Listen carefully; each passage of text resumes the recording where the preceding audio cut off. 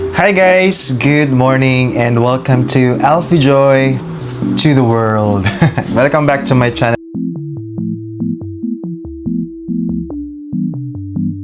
What the dog doing?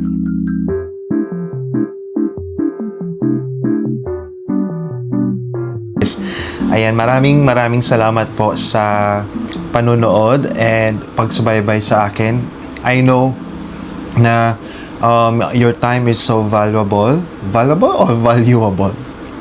Anyway, comment down below kung ano yung tamang term. And lubos po akong nagpapasalamat sa inyo. Sa mga hindi nakakaalam, I've been doing YouTube since 2013 only for watching purposes only. Pero yung yung pag-take talaga ng video, I think that was 2018 in Thailand. That's my first vlog. So it's there in my very first vlog. Yeah, I can say it's a vlog. Ayan. And of course, sa title pa lang na nabasa ninyo ay gagawa tayo ngayon ng isang tinatawag ko siya. Actually, nag-aano ako ng ano bang magandang term sa mga ganitong usapan. And parang naisip ko, nga no, straight one word, straight three words na swak siya sa segment. I don't know guys, it may sound cringe sa inyo but ito yung naisip ko. I call it UTS portion or segment. UTS segment or UTS portion. UTS means U for upo, like sitting. T for tanong, like question. And S for sagot, for answering those questions while you are on sitting. So it's like a sit down or Q&A question. However, I just make a term on my own, which is UTS, upo, tanong, sagot, segment or portion. Ayan, so welcome po kayo dito sa ating segment na ito. Okay, so for our UTS vlog series number 1, we will talk about my journey of course, sa hair transplant na ginawa natin sa Turkey. It's really a nice and wonderful journey. No regrets at all. And that's one of my biggest decisions in life na ginawa ko, and talagang sinabi ko sa sarili ko na you deserve it, and I know na this is maybe my first step towards on thinking about breaking those stereotyping. I don't know the correct term, but hopefully na-deliver ko siya ng maayos. Ayun, so parang yung I just wanna break those fear, yung stereotyping, ganon. And sa sarili ko. And hopefully ay masagot natin yung mga tanong. It's not really that yung parang nag-ask ako sa IG like your questions regarding this surgery. It's not like that. Actually, kinuha ko lang yung mga tanong sa ChatGPT. Thank you, ChatGPT, for giving me those questions. And I know na mga basic or normal questions siya tungkol sa hair transplant. And inom na ako ng kape. And hopefully ay masagot natin ng maayos at makatulong ito sa mga gusto o may balak magpa hair transplant. So, let's start! So guys, uunahin na muna natin yung mga general and common questions na binigay sa atin ni ChatGPT. Again, shoutout sa iyo, ChatGPT. Ayan, so first question. What is a hair transplant and how does it work? This is very technical question kasi hindi naman tayo surgeon or hindi tayo doctor. Pero in my layman's term, hair transplant, this is a surgery kumbaga na kinakandak ng mga surgeon doon sa mga patients na may mga problem sa hair loss or may alopecia. And this is one of the ways para ma-regain maybe hindi yung full hair, but to regain the hair na siguro at some point maybe 50 or 60% of your hair ay mabalik sa'yo. Doon sa mga patients na gaya ko na nakaranas ng hair loss. Pangalawang question, what are the different types of hair transplant procedures? So, based sa napag-alaman ko, napag-research ko, may dalawang klaseng hair transplant, that is FUE and FUT. So, sa akin, ang ginawa sa akin is FUE, which is the latest technique of doing hair transplant. Ano ba yung FUE? Guys, hindi ko talaga alam ano meaning ng FUE. Pero based dun sa yung sa seminar na pinuntahan ko, this is the newest technique daw ng hair transplant. Wala namang masyado daw pagkakaiba sa FUT and FUE. However, siguro pagpalagay lang natin na parang na tawag dito na level up ng mga surgeon yung technique when it comes to hair transplant. So, ang ginawa sa akin is the FUE. Number 3, how long does a hair transplant last? Is it permanent? Oh my God. How long does a hair... Itong mga questions na to dapat sa mga surgeons to. ChatGPT dapat sa mga surgeons to, ha? Ito, based lang to sa mga... Sa layman's term ko lang to ng mga nalalaman, guys. Correct me if I'm wrong, if ever may mga nasagot man akong mali when it comes to general questions. Kasi, hindi naman to yung nangyari, hindi naman to yung personal experience ko. Parang general questions lang siya regarding sa hair transplant. So, how long does a hair transplant last? Well, based on sa mga napapanood ko sa YouTube or sa mga vloggers, surgeon vloggers. Meron kasi akong sinusundan na vlogger, more into hair transplant siya. Actually, yung hair transplant, it really varies to person talaga because it's still biology. So, kung napag-aralan natin yung biology, di ba, yung wala naman talagang naglalast. Lahat namamatay, lahat nawawala. Ang pinaka-technique na lang is how you maintain it. Kung hindi man siya mawawala or kung mawawala man siya pala, paano siya maiibsan? Paano siya yung slowly decaying process sa self natin. So, parang ganun din siya. So, hindi talaga siya naglalast ng long. This is not, for me sa pagkakaalam ko, hindi siya yung permanent solution. However, if you maintain procedures or yung parang hair care maintenance mo ng tama, maayos, ay pwede siyang mapapaslow yung decaying or mapapaslow yung hair loss natin. So, nasagot ko na yung how long and then is it permanent. So, for me guys, it's not permanent. However, hopefully, there will be a technique. Pero parang tinaisip ko, pag tumatanda ka, tapos ang dami mong pa ring buhok, parang, I don't know. Ay kayo guys, na-imagine nyo ba? Tumanda ka na 60, 70, 80, but you still have full hair or thick hair. Parang hindi ko talaga siya ma-imagine. Sa akin kasi, since I develop hair loss during my early teens. Parang feeling ko talaga nabanggit ko na to siya sa last vlog ko na parang ninakawan ako ng pagkabata, ng youth, kasi yung mga friends ko na may full hair, they really enjoy their hair and they really love their hair so much. Kaya ako parang feeling ko, ba't ganun? Ba't ako parang hindi ko siya na-enjoy kasi ang feeling ko ang tanda-tanda ko ng tingnan, which is talagang totoo naman.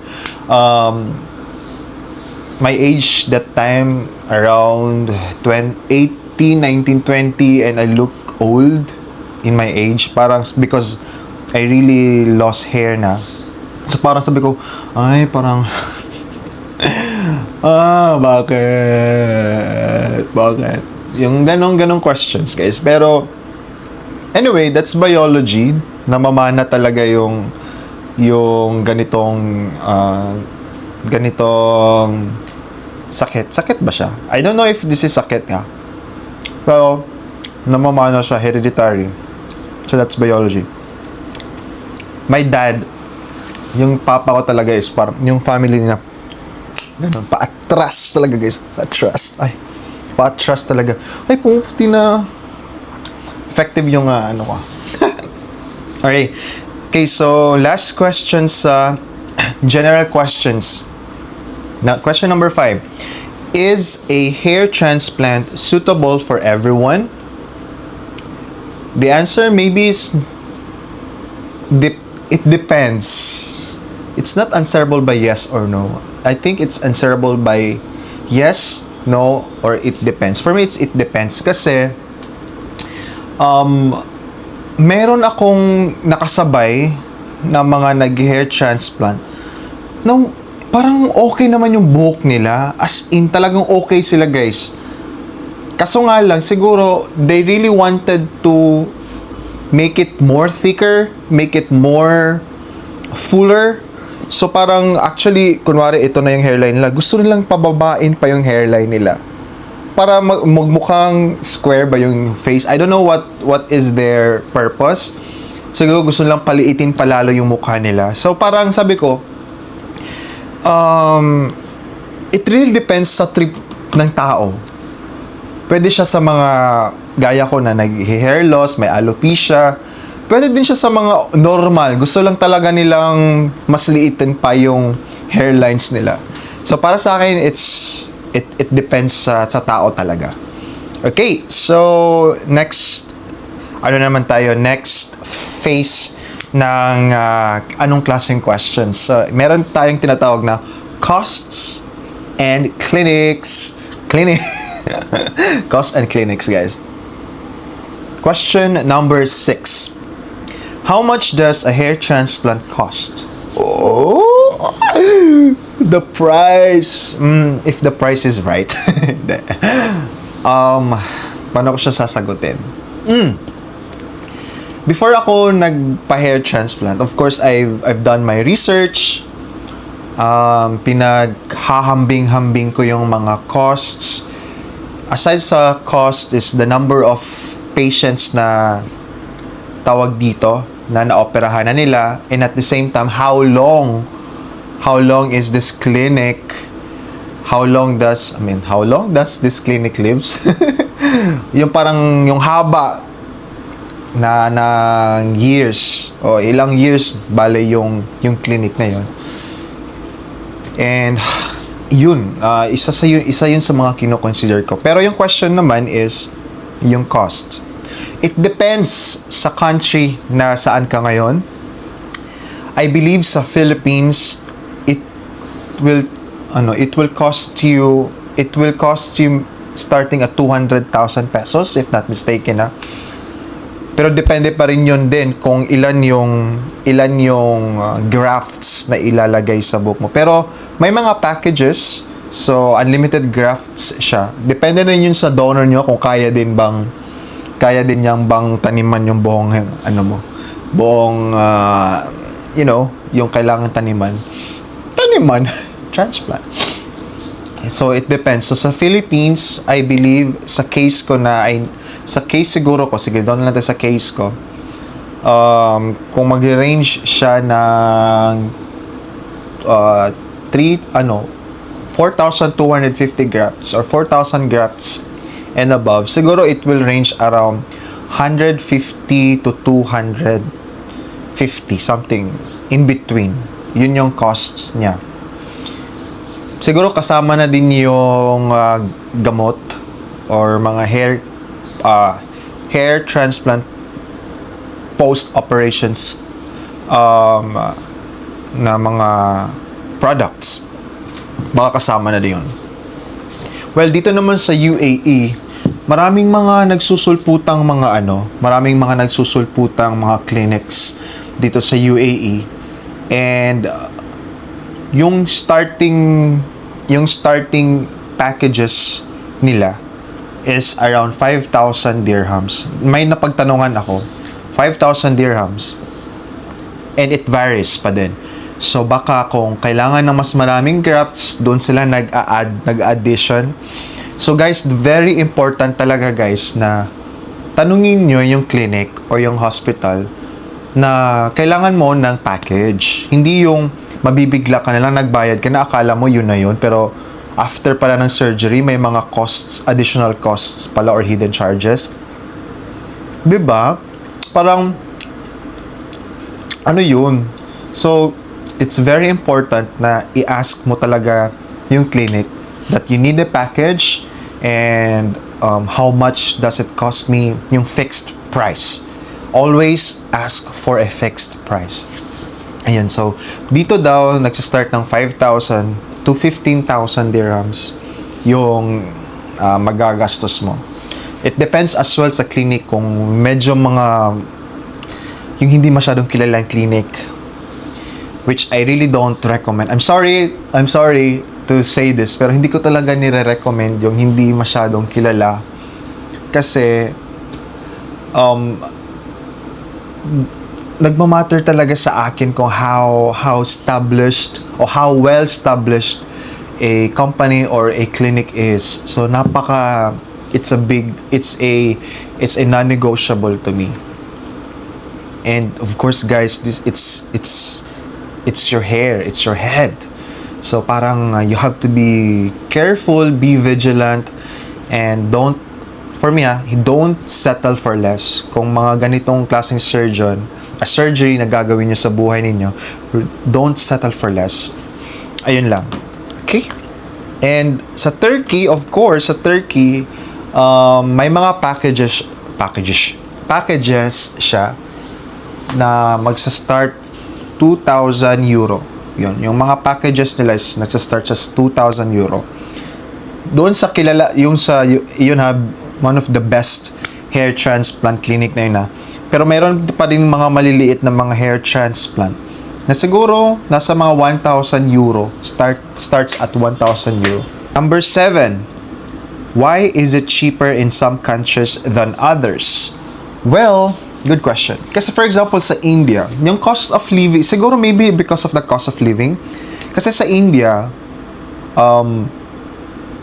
napagtanungan ko yung isang friend ko, it will cost them around 50 to 100. Magsa-start daw yun from 50 to 100,000 or 100 lakh. 1 lakh. Yun daw yung range. Tapos kung meron pang yung mga best clinics na daw, siguro mga 1.5 lakh to 2 lakhs, ganun siguro. Depende kasi sa cost of living ng isang country, guys. Sa Philippines, medyo mataas na din yung cost of living sa Pilipinas. Kaya yung presyohan din ng operations, tumataas din. Dito naman din sa Dubai, mataas din yung cost of living, kaya medyo mahal din. Sa Istanbul, I believe nito na lang yung naging increase yung cost of living ng Istanbul eh.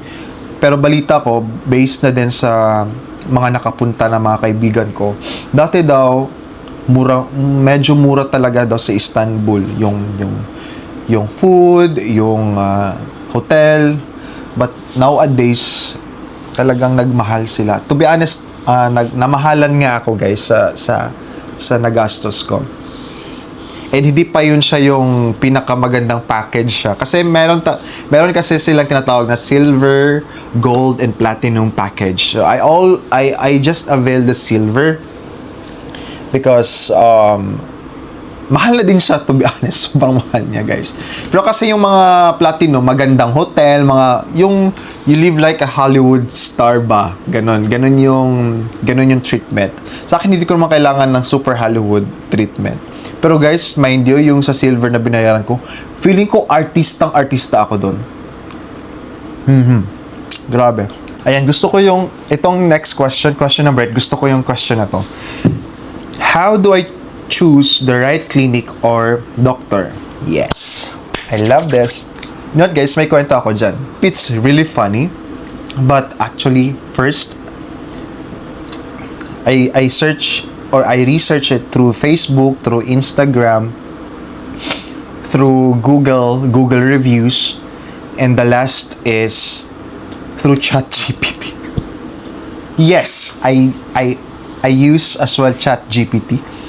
So, yung keywords ko lang doon is give me top 5, give me top hair transplant clinics in Istanbul. Yun, top. So, nagbigay si ChatGPT ng top 10. And doon ko na-discover si Hair Smile Clinic. Thank you so much, Hair Smile Clinic. Shout out sa inyo. So, doon. Then, binasa ko lahat, pati ibang mga clinics. Pinuntahan ko yung mga websites nila. Pinuntahan ko yung tawag dito, yung Instagrams nila, yung YouTube channels nila. And kinausap ko din yung mga parang management something nila na sila yung kumakausap sa inyo through Viber or WhatsApp. Nasa puso ko talaga yung parang dyan ka, alam mo yung may spark, yun, si Hair Smile Clinic, yun talaga yung nagbigay sa akin na, hi, yes, I'll do this, I will choose this. Okay, so si ChatGPT, pasok siya sa top 10 list. Second, I checked their Instagram. First, I checked their Instagram. And currently, nasa 800,000 plus followers. And chinek ko lahat ng mga pinost nila. Hindi naman super lahat. Pero yung nag-check talaga ako, guys. Iniisa-isa ko lalo na sa mga lalaki. May mga babae din kasi nagpa-hair transplant. So, mostly mga lalaki yung nagpapa-hair transplant. And mga different types of hair. Sa akin kasi, nung chinek sa akin ng surgeon, nasa level 6 na ako, guys. It's really a perfect time na ginawa ko na siya. Kasi, baka mas mapapamahal pa ako pag pinaabot ko pa siya ng level 7. Sabi nyo, at my age of 33, level 6 na ako. Imaginein mo nung mga kabataan ko, anong level yun? Level 1 or 2. Hindi ba? Tsaka isang factor pa, yung tubig sa Dubai, ang init. Huwag ka talaga kayong maligo, guys, na mainit yung tubig. Isang malaking factor yan. Okay. Then, I checked their YouTube. So, sa YouTube naman, ilan yung subscribers nila. Hindi ko na na-check kung ilan yung subscribers, but marami silang subscribers. And, yung the way yung mga surgery na kinandak nila, yung meron silang tinatawag na post-op hair care, and at the same time, yung mga cases, meron silang mga case study, guys, as in. So, parang sinishare nila yung case ni ganito, case ni ganyan, ito yung nangyari sa kanya, ito yung ginawa namin sa kanya, and ito na yung result niya after 12 months. And doon ako na, wow, parang, parang gusto kong, I want you! Parang ganun ba? So, parang doon na ako na,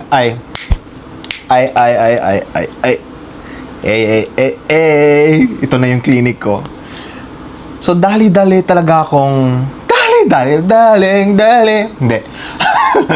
So, binessage ko sila sa WhatsApp. And, isa pa sa pinaka nagustuhan ko is yung, yung nagpa-follow up sa akin. Super, guys, ang dami kong mga changes na pinaggagawa. Yung pagbabago ng schedule, yung paglilipat ng hotel, mga ganon. Ang dami kong ginawang ganon.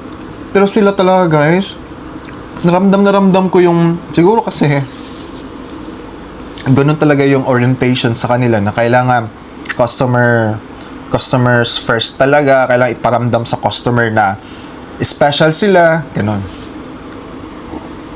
Which is, I really appreciate, guys. And, I'm sorry din dun sa mga taong siguro ano ba tong taong to? Siguro nag-reply sila, napaka-skeptical lang to. Sorry din, guys, kasi, alam mo yun, that this is my first surgery in my whole life. And, siyempre, hindi mo mawawala yung takot, yung anxiety attacks, na kailangan ganito, ganyan, kailangan masatisfy yung mga questions ko, masatisfy yung mga worries ko na may result talaga at may sagot sa bawat questions nga na binabato ko sa kanila. Alright? Question number 9. Is it safe to do a hair transplant abroad? Nice question, ha? Pero ang paganda ng paganda yung mga question, ha? Is it safe? Sa experience ko, yes, it's safe. It's safe. It's safe if you do it again, kasi kasama na yun sa research mo eh. So, pag once na nasagot nga o na-satisfy lahat ng mga questions mo, you feel safe. You really feel safe. And alam mo yun, yeah, the gut feeling, guys, pakinggan nyo yung gut feeling nyo. Kasi feeling ko siguro si Lord ang nangungusap sa'yo, wag yan. Oh yes, yan, tama yan. Once you done your research, you pray for it. Pray for it. Ask for God's guidance. Na, Lord, tama ba tong clinic ko? Kasi, guys, it's ano talaga, di ba? Pag may mangyari sa buhok mo, sa operations, kasi I believe it's still fatal eh. Kung na-infection ka or whatsoever, it's really fatal and it's very risky. So, you have to pray for it. Ask for God's guidance, and at the same time, do your research. Do your research. Do your assignment, guys. Huwag lang yung naha-hype ka lang, nakikita mo lang sa Instagram or YouTube. Ay, grabe tong doktor na to, ganyan. No. Dig more until it satisfies your questions. Ayan, so for me, it's safe, guys. Number 10. What certifications should I look for in a surgeon? Of course, number 1, dapat may certificate siya to do the surgery.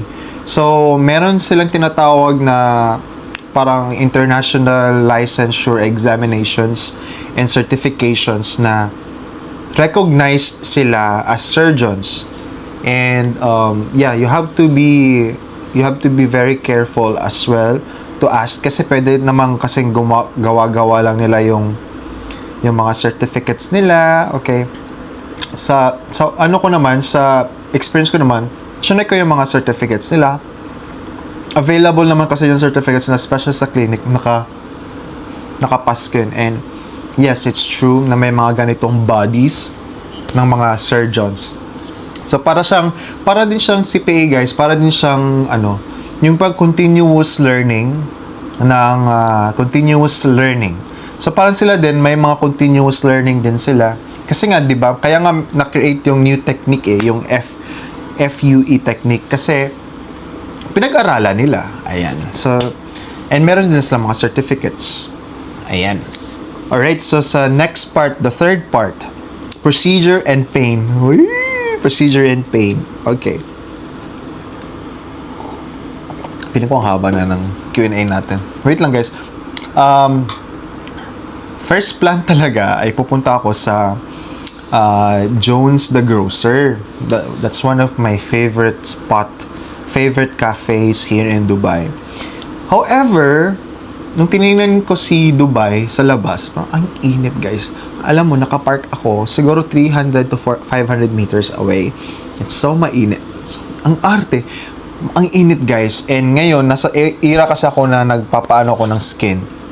So, parang nagpapaputi.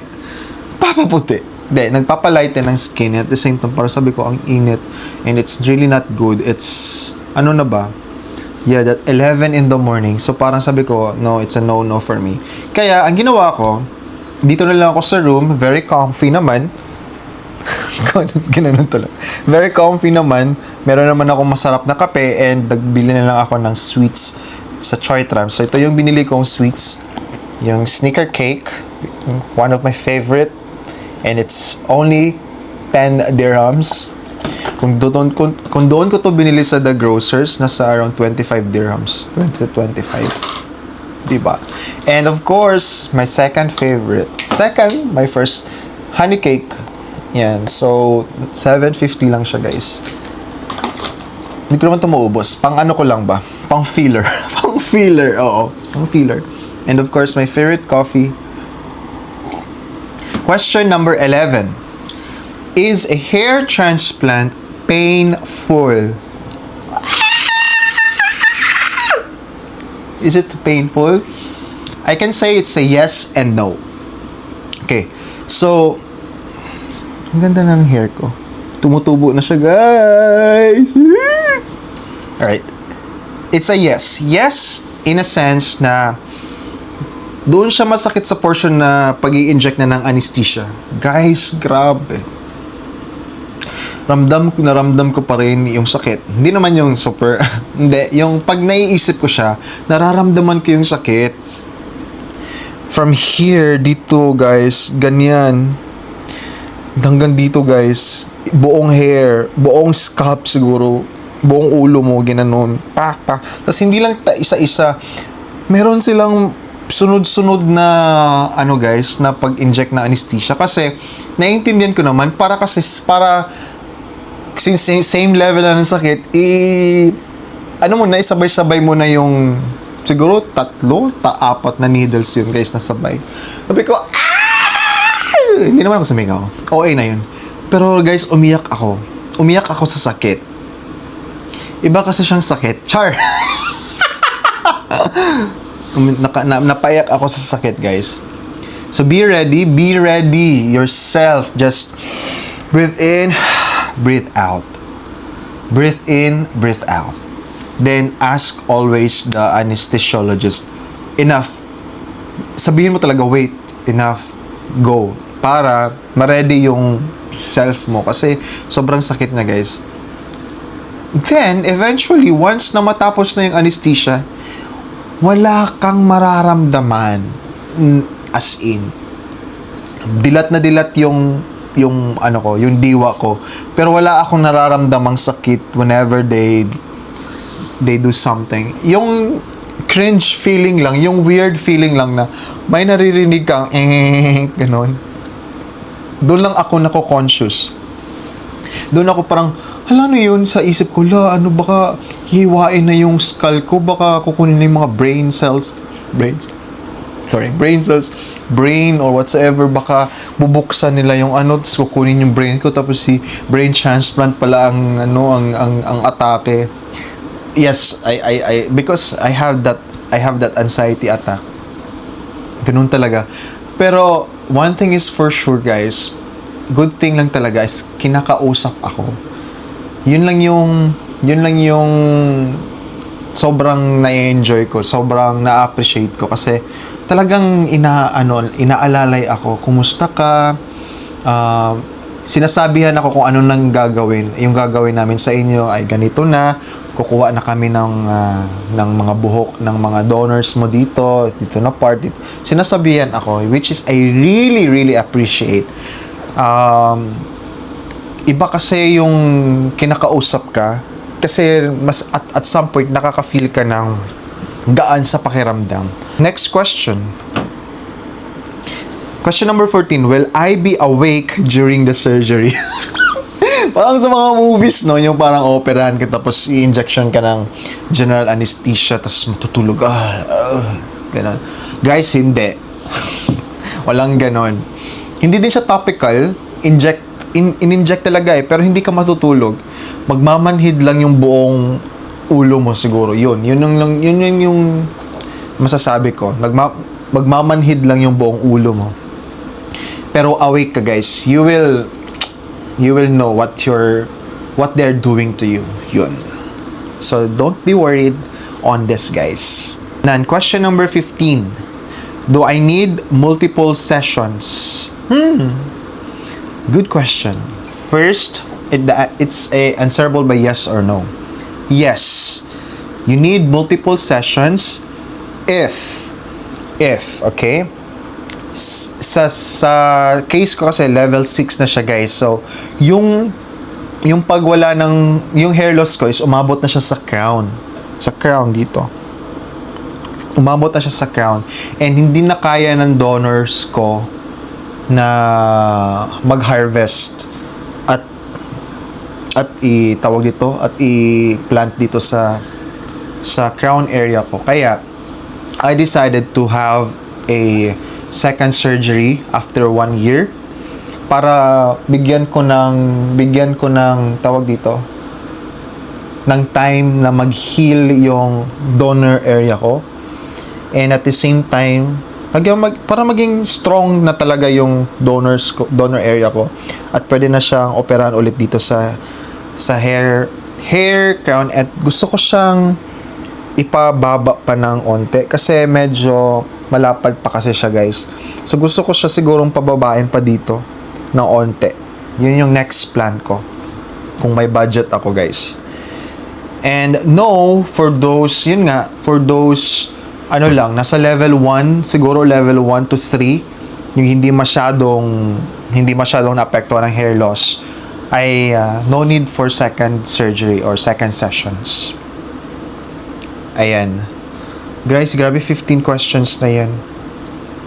Okay, maganda na to sa part na to. So question number 16. How long does it take to recover? How long does it take to recover? Okay.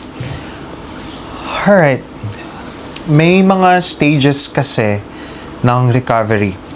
Ano ko siya, guys, itawag dito kung ano yung mga na-experience ko, and yung mga may natanggap kasi akong booklet, at doon mo makikita kung lahat ng stages na mapapagdaanan mo. Okay, so first stage natin is yung 1 to 13 days. So, ito sa stage na to, or 2 weeks, 1 to 14 days, ito talaga yung healing stage ng donor area mo. So, proper hair care, yung papakita ko sa inyo, guys. Parang bibigyan kayo ng neck pillow, tapos matutulog kayo nakaganyan lang kayo, guys. Nakaganyan for 10 days, ganun, nakaganito ka. Pero in-extend ko hanggang 14 days akong nakaganito. Kasi kailangan talaga na hindi siya as much as possible, hindi siya nakatouch sa unan. So, yun yung pinaka-hassle na part ng post-op hair care. And then, after that, if you reach 1 month or 30 days, so yung donor area mo is fully recovered na siya. However, it doesn't mean na parang hindi mo na siya iti-take care. So you still need to take care of your donor area. And doon ako nag-start na mag-spray ng minoxidil and finasteride. Kasi yun na yung start ng period of shock hair loss. So yung shock hair loss is from for your first 30 days going to 3 months. Ano ba yun? 30, 60. 90 days. Going to 90 days. That would be your hair shock loss period. So marami ang maglalaglagan ng mga hair. Mayroon explanation kung bakit siya naglalaglagan, pero yung sa pagkakaintindi ko, yung mga na-transplant, di ba yung hindi kasi root ang ilalagay eh. So kasama yung medyo yung may stem na siya. So di ba inoperahan siya, transplant nga dito. So yung mga old hair, yung old stem, siya yung, or hair follicle, yun yung mga nalalaglag. Pero yung root, andun siya sa nakaplant pa rin talaga siya. At dun siya tutubo ng bagong hair. So, yun yung explanation. So, yung first noticeable hair growth will be from your 3rd to 4th month. So, yun yung makikita mo na yung 40% ng hair growth ay noticeable siya. And even ako nga magsi-60 days pa lang ako, I noticed may mga area na ako na-notice na tumutubo na siya. So, pero yung full 40% ay noticeable siya from your 3rd to 4th month. Then, yung 60% to 70% is from your full 12 months. And yung full 100% na hair growth na in-apply sa'yo ay noticeable siya on 18 months. 18 months after the surgery. So, parang almost almost 2 years din pala talaga yung full recovery. Kaya it's a waiting game. That's the right term. You have to be very patient on this. Tiwala lang sa procedure, tiwala lang sa doctor, tiwala lang sa clinic, tiwala lang na may mangyayari sa ginawa mong sacrifice, sa ginawa mong surgery sa sarili mo. Question number 17. When will I see results after a hair transplant? Ayan, nabanggit ko na siya sa 16. So, yun. Makikita nyo na yung 40% hair growth from 3 to 4 months. 60% of the hair growth on 12 months. And full hair growth on 18 months. Question number 18. Does the transplanted hair fall out? Yes, during your hair shock loss period. And number 20, how do I take care of my hair after the surgery? Very good question. So guys, itong si Hair Clinic or other clinics will give you a booklet, will give you everything na, will give you informations for you to be able to know what to do next. So, I will share with you guys yung booklet na yun. So, ito yung booklet na binigay sa akin ng Smile Hair Clinic. So, yung title niya is Male Hair Transplantation Post-Operating Instructions. So, guys, meron din palang booklet for girls or for women na siguro may sarilis lang post-operation hair care. Kasi dito, naka-male talaga siya. So, dito guys, dito mo malalaman yung ano yung ginawang procedure sa'yo, ano yung mga hair care procedures na dapat gawin mo for the full, talaga siya, for the full duration of 12 to 18 months. So, naka-highlight kung ano yung unang iinumin mong gamot. So, guys, you have to read the booklet kasi dito nakasalalay yung best hair result na inaasam-asam natin. So, kung hindi tayo nagfa-follow sa procedure, may chances na hindi magsasucceed yung ginawa natin. So, since gumastos ka na, nag-sacrifice ka na, ituloy-tuloy mo na hanggang 18 months para makita natin yung full result. So, ako, from time to time, baka may nakakalimutan ako, binabasa ko siya. For example, yung first 30 days natin. So, tapos na actually tayo sa first 30 days. So, hindi ko na siya ulitin basahin. And yeah, so ito na yung mga general questions. Normally, dito ko lang din nakukuha yung mga answers na normally ina-ask din dito sa ChatGPT. So, ayun guys, follow the instructions, follow the procedures to get a full result ng ating surgery. Next phase na tayo, fourth phase, risks and side effects. Woo! Risk and side effects. Question number 19. Are there scars after a hair transplant? It will be an answerable by yes or no.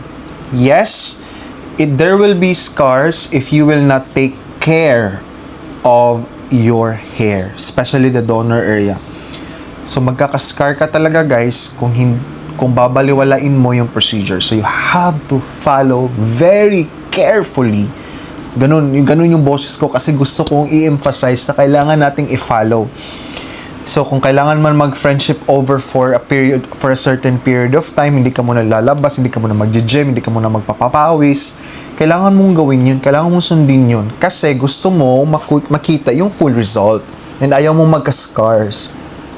So, it's yes kung hindi mo i-follow, and there will be no scars if you will follow the post-hair care procedure. Question number 20. How do I take care of my hair after the surgery? So, there will be a first 30 days hair care na ibibigay sa'yo sa Smile Hair Clinic kung ano yung gagawin mo after surgery, kung iwawash mo na ba siya, anong klaseng products na dapat kating gamitin. After 30 days, ano pa yung pwede pa nating gagamitin to tawag dito para mas mapa-boost pa yung hair growth. So, ayun. Nandun siya sa booklet na to. Pero sige, sabihin na lang natin yung first 30 days na hair care. Ready na ba kayo makinig? From day 0, start of the surgery, itong naka-highlight, ito yung pinaka-importante, guys. So you will take antibiotics, penicillin or fluoroquinolone group. So they will give you guys a antibiotics for 7 days. Yeah, for 7 days para maghilom yung sugat, and of course to para hindi tayo ma-infect ng mga germs. Then of course they will also give you the non-steroidal anti-inflammatory drug. This will be twice a day, 1 pill each time for 5 days. Use with the food. So parang to siya, pain killer? Parang ganon, painkiller siya, guys. Kasi of course, after mawala yung anesthesia, of course, 'di ba? Kung hindi mo siya iinumin, makaka-feel ka na ng pain. So, napaka-importante din ito. Then, day 1, next day after the surgery, so you will now apply the moisturizing spray. This is a saline solution, 0.9% NaCl. So you should do this once every 1 to 1.5 hour, 4 to 5 puffs. So pagpalagay natin every 2 hours kailangan mag-spray ka para mag-moisturize lang yung scalp mo. Then day 2, 2 days after the surgery, you will do now the hair wash and care products. So you will use the hair care lotion, kasama na yun sa package. Then you will use as well the hair care shampoo and the repair cream. Repair cream is very important, guys, because this will answer to the question number question number 19. Are there scars after hair transplant? So kung hindi mo siya i-apply itong hair cream, yung hair repair cream, magkaka-scars ka talaga. So you should apply this para mawala yung scars or para ma-heal and recover yung donor area natin. Right? So andito na tayo sa fourth phase ng question, which is risks and side effects. Question number 21. What are the risks or side effects of a hair transplant? This is really a hard question, guys, because it really varies from person to person. Yung risks nga, pag you will not follow the proper hair care procedure, the risks are pwedeng magkaroon ka ng scars, pwedeng mag-develop ng alopecia sa mga areas na damage natin, hindi na mag-grow. Then ano pa ba? Some, I'm not sure if it's related sa surgery, but some feel like they have this headaches. Isa sa mga, yung pinaka-worst na side effects is walang tutubo, guys.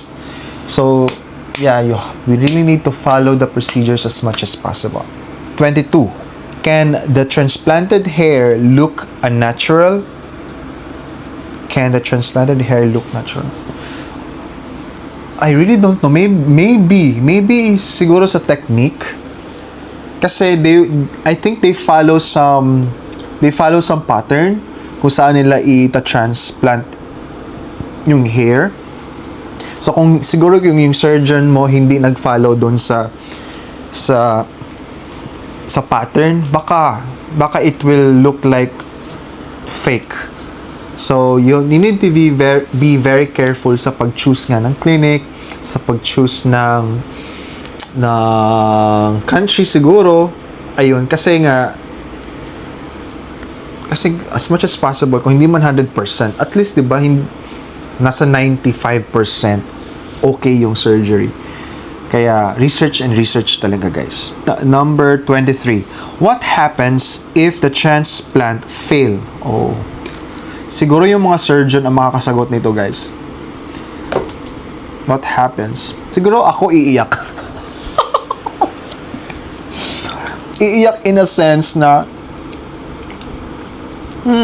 gumastos ako ng ganito, parang walang nangyari. Di ba? Tapos ibabalik yung question. Ano ba yung ginawa mo? Ano ba yung post-operation hair care na ginagawa mo? So, di ba, or worst case, kailangan mong magpa-second operation.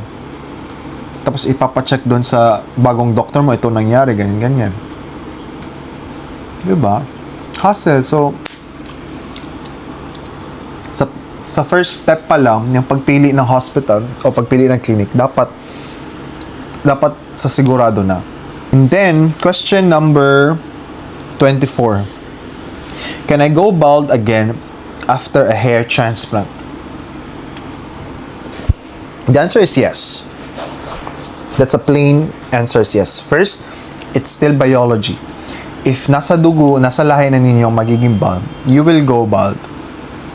Now, the question is, how, as I said in my earlier answers, how will you,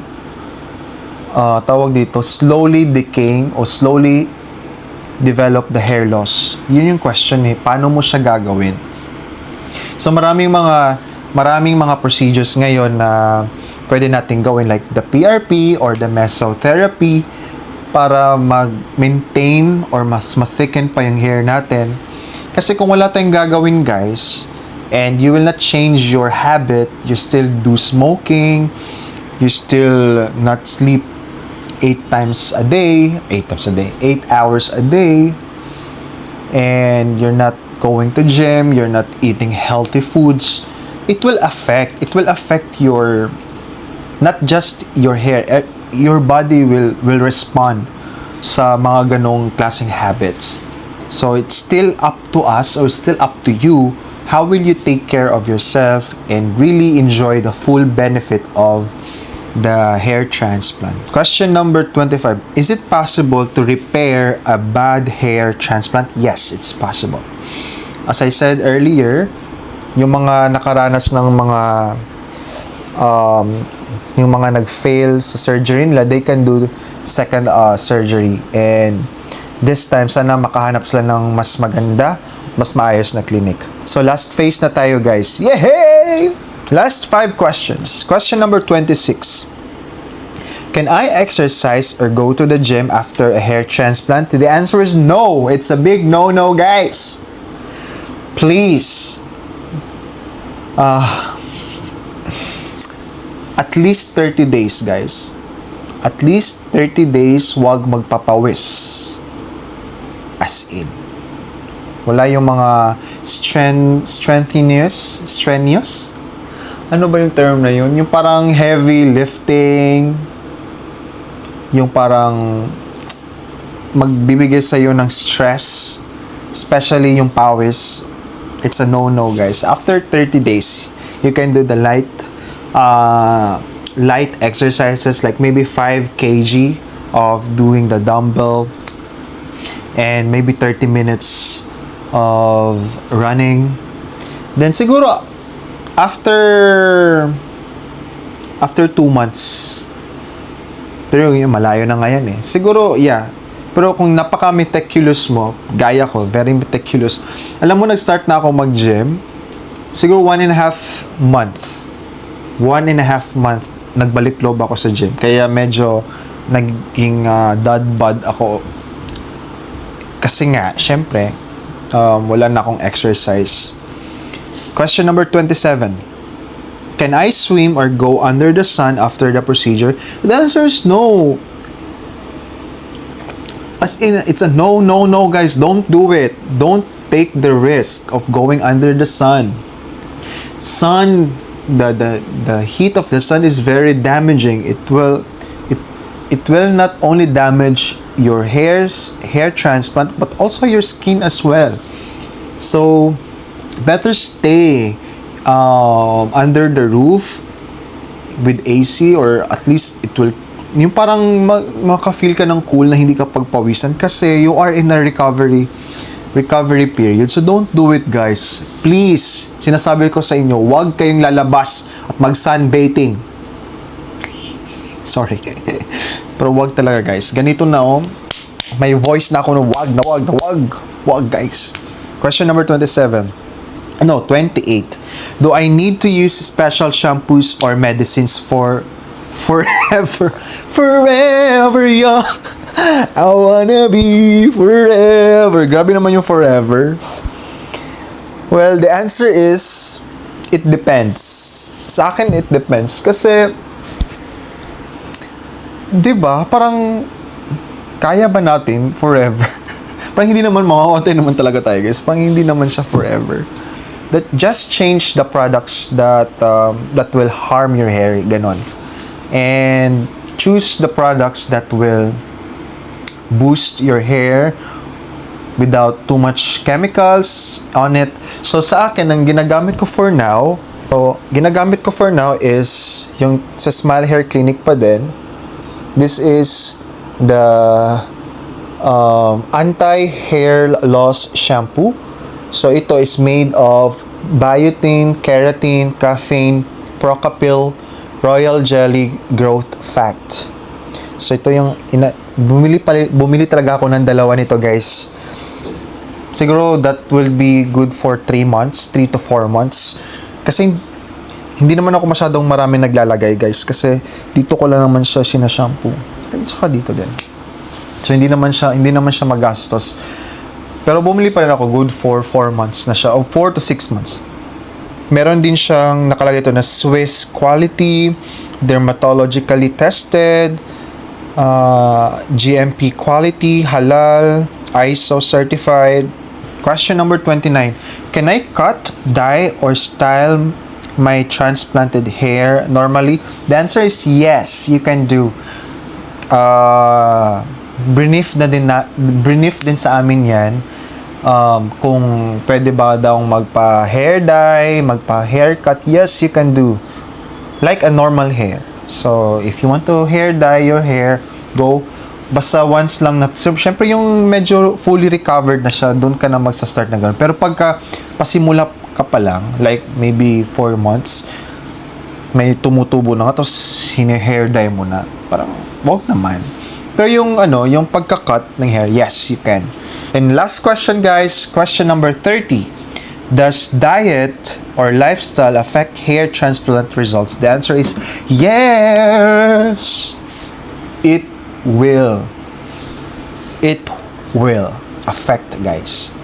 Especially pag nasa shock hair loss period ka pa, within 4 months, ang ginagawa mo, masyado nang nag-harm sa sarili mo, especially siguro kung nag-smoke ka, umiinom, hindi ka nag-exercise properly, you will take ka ng junk foods, hindi rich in biotin, yung tinitake mo. Yeah, it will affect. So guys, the answer is still us, kung babaguhin ba natin yung lifestyle natin, yung pagtulog natin, very important para sa healing.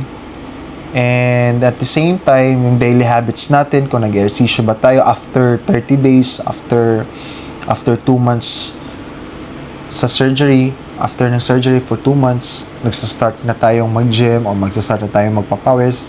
Ano ba natin babaguhin? Kasi nga, since nandito na tayo, ginawa na natin to, then we need to decide to change our lifestyle kung meron mga tayong ganong gawain. Kasi it's not just only for your hair, but it's in totality para sa buong katawan mo yan, buong pagkatao mo yan, yung pag-change. Ayan, and with that, thank you so much, guys, for having me in your me time, in your spare time, and hopefully ay nasagot ko ng maayos yung tanong na nasa ChatGPT. I'm so thankful again for having you with me, and hopefully sa mga gustong mag-decide to do a hair transplant ay nakapagbigay ako sa inyo ng a sort of kaginhawaan. Hindi man siya full, pero at least naibsan yung anxiety natin. And I'm really, really excited, guys. Kung may magko-comment man sa inyo dyan na nag-conduct sila ng hair transplant after mapanood tong video na to, and then I really wanna see your result, guys, and I really wanna connect with you as well. Siguro maybe after 5 to 10 months ng video na to, hopefully may mag-comment and may magsabi ng kanilang journey, and yun, exchanges of thoughts, experiences. It will be good to know, it will good to do. Ayan, thank you guys, and again, it's me, Alfie, and thank you for having me. Sa mga hindi pa nakapag-subscribe, please subscribe to my channel. It's very new, guys. As of today, it's 180 subscribers. Thank you! 180. I'm so happy na may nag-add sa akin ng 180. Please like as well. Click the notification button for more videos tungkol sa akin, tungkol sa life natin, and ayun lang, tungkol sa travel. Thank you guys, and have a good one. God bless us all. Bye-bye!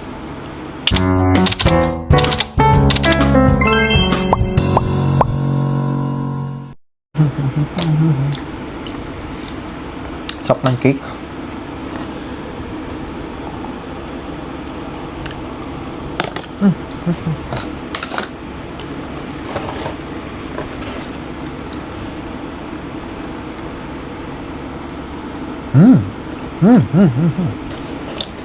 Sarap nito, guys.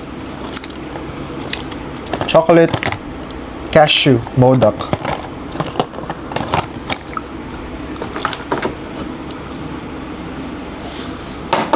Yeah.